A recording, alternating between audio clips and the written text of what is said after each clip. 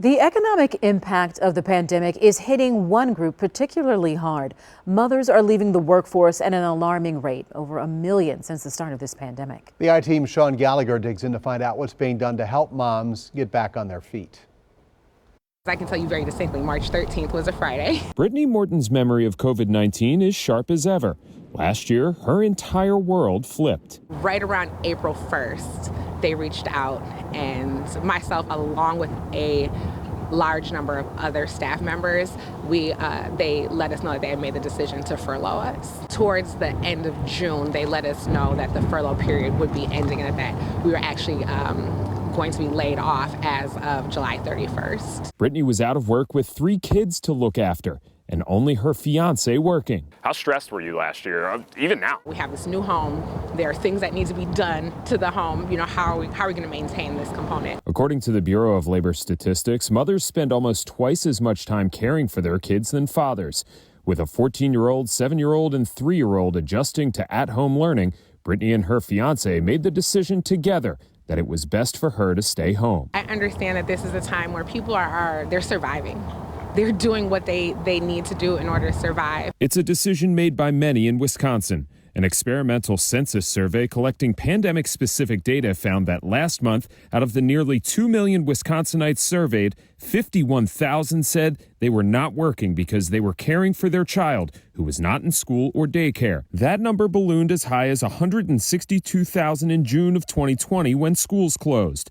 And when we talk about businesses being hit the hardest, it's in areas where minority women dominate professions, especially in the service industry, like retail and hospitality jobs, where African American and Hispanic women hold more than a quarter of the positions, while white women hold less than 18%, about 1 in 6. When we have a natural disaster, or in this case, a health crisis, it sort of rips the cover off of all of our society's inequalities. Scott Adams, professor and chair of economics at UW-Milwaukee, says the greater population will also feel the impacts if this disparity is not addressed. I don't think we fully understand in a city like Milwaukee how important the Black female labor force is. They inhabit occupations that we depend on a daily basis: childcare, nursing home facilities, community health centers, grocery stores. All of those have a concentrated Black female labor force. Those sorts of things that we depend on for our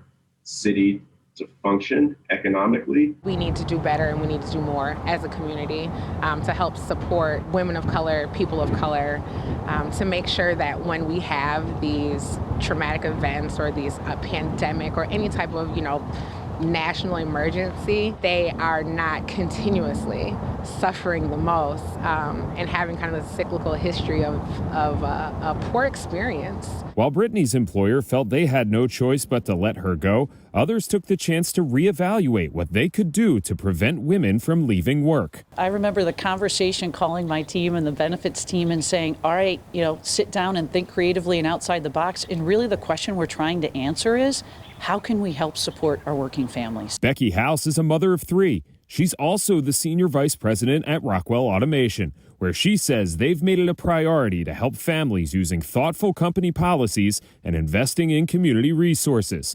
And House says it's paid off. We didn't see a big uptick in terms of attrition rates with women. We actually closed the gap, the attrition gap that we've historically seen between men and women. Rockwell's choices went well beyond just letting their employees work from home.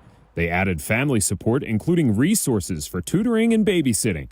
They feel by having those resources available for their employees, it will take some of the added pandemic pressure off of their shoulders. That is a really important part of wrapping our arms around people and their well-being, which helps them contribute better. Brittany's starting a new job in early March. It's been mom mode for the last year, and now I need to kind of turn that down, not off, but down, and get back into professional Brittany mode. It's going to be a big change, but she's ready to jump back into the workplace. That is something completely different. Reporting for the I-Team, I'm Sean Gallagher. Rockwell Automation's introduced a number of programs to help working moms during the pandemic. You can see more of Sean's interview with Becky House and learn more about what they're doing to keep families in the workforce. Find that in a list of resources for moms looking to work at our website. Find this story at tmj4.com.